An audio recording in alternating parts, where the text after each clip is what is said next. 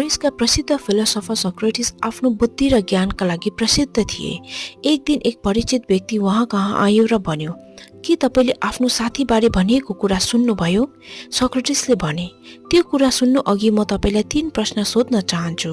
त्यो व्यक्तिले भने, हुन्छ। पहिलो प्रश्न, के तपाईँ पक्का हुनुहुन्छ कि जुन कुरा तपाईँ भन्न लाग्नु भएको छ त्यो सत्य हो? त्यो व्यक्तिले भन्यो, होइन, यो कुरा धेरै मानिसहरू भन्दैछन् तर म पक्का छुइनँ। दोस्रो प्रश्न, के यो राम्रो कुरा हो? त्यो व्यक्तिले भन्यो, होइन, यो नराम्रो कुरा हो। तेस्रो प्रश्न, के यो कुरा मलाई कुनै फाइदा पुग्छ? त्यो व्यक्तिले भन्यो, होइन, यसले कुनै फाइदा गर्दैन।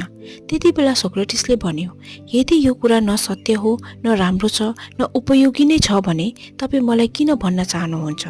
कथाको शिक्षा यो हो कि अरूको अनुपस्थितिमा यस्तो कुरा नगरौँ जुन कुरा हामी उनीहरूको अगाडि भन्न सक्दैनौँ।